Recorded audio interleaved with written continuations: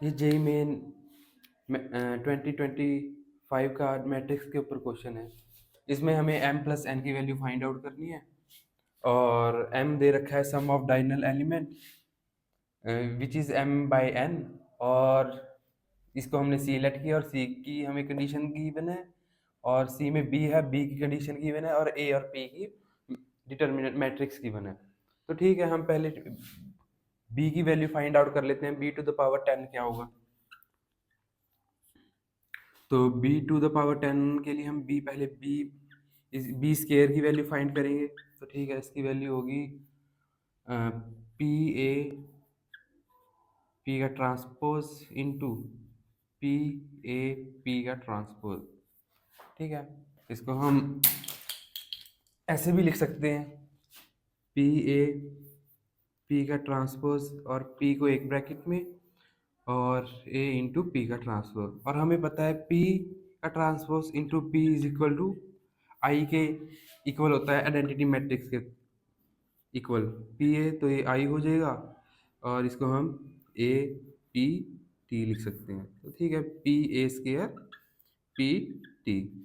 और हमें p की वैल्यू गिवन भी है, हम p और p का ट्रांसपोज फाइंड आउट भी कर सकते हैं कि सेम आएगा या नहीं आएगा।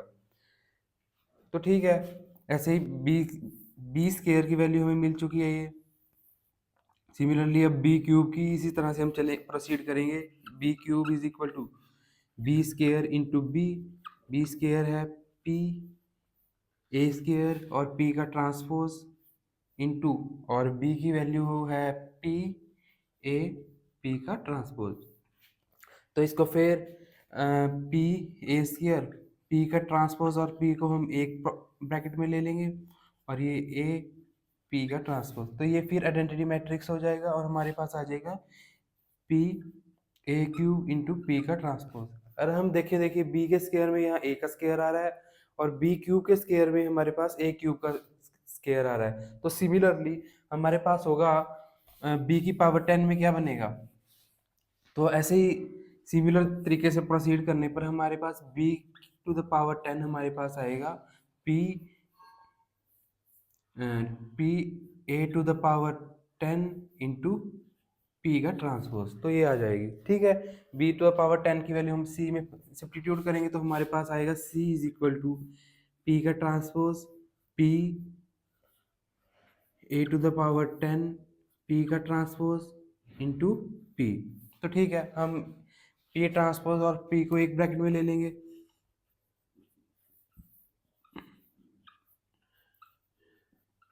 तो ये फिर आइडेंटिटी मैट्रिक्स बन जाएगा। तो हमारे पास आ जाएगा a टू द पावर 10।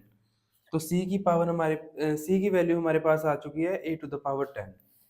तो c is equal to a to the power 10 और हमें c की value is equal to m by n है। तो ठीक है, a टू द पावर 10 हम फाइंड आउट कर लेते हैं।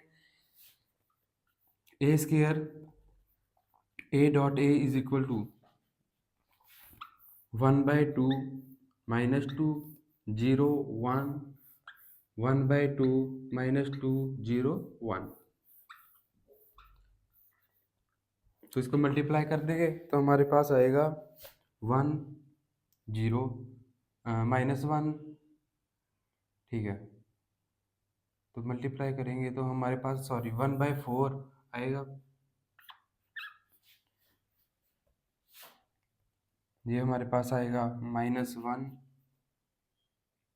और -3। सिमिलरली 0 ये 0 ही हो जाएगा और 0 1 और ये 1 आ जाएगा। ठीक है, हमें इसकी ज़रूरत भी नहीं है, हमें सिर्फ डायगोनल एलिमेंट्स फाइंड आउट करनी है। तो ठीक है, हमारे पास ये आ गया। सॉरी ए की वैल्यू 1/√2 है। ठीक है, तो यहाँ पे हमारे पास आएगा जब हम इसको मल्टीप्लाई करेंगे तो 1/2। तो ये हमारे पास ए स्केयर की वैल्यू आ चुकी है। सिमिलरली हम ए क्यूब की फाइंड आउट कर लेंगे। हमें A cube is equal to A square into ए।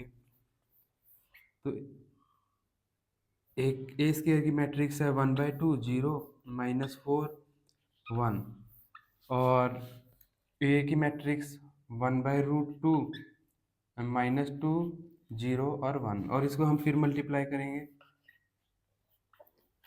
और हमारे पास होएगा 1/2√2, 1/2√2, और ये 0, ये -1, और ये -5, ये 0, और ये 1। तो ठीक है, देखिए ए स्क्वायर में हमारे पास है 1/√2, ए क्यूब है 1/2 × √2, और ए स्क्वायर में 1/2। हम इसको इस फॉर्म में भी लिख सकते हैं, 1/2 को 1/2, 1/√2 का होल स्क्वायर। सिमिलरली इसको भी हम इस फॉर्म में लिख सकते हैं, 1/√2 का क्यूब। अब इसको सॉल्व करेंगे तो हमारे पास वही 1/2√2 आएगा। तो ठीक है, अब देखिए क्यूब है तो 1/2 का क्यूब, स्क्वायर है तो 1/2 का स्क्वायर, और 1 है तो 1/2, सिंपल 1। तो सिमिलरली तो 1/10 की वैल्यू क्या हो जाएगी? तो a⁻10 इज इक्वल टू हमारे पास आ जाएगा 1/√2 की पावर 10, ठीक है। और ये नीचे वाला डाइनल एलिमेंट 1 नहीं आएगा, ये कुछ भी है, इससे हमें मतलब नहीं, और ये हमेशा 0 ही आ रहा है, ठीक है। तो ठीक है, तो और हमें बोला हुआ है सम ऑफ डाइनल एलिमेंट ऑफ सी, तो ये सी ही है, क्योंकि सी इज इक्वल टू ए की a⁻10 आया था, और इसके डाइनल एलिमेंट की सम है m/n। तो 1/√2 to the power 10 plus 1 is equal to m/n, ठीक है। तो अब इसको सॉल्व आउट कर लेंगे और हमारे पास m और n की वैल्यू आ जाएगी। तो इसको सॉल्व करते हैं।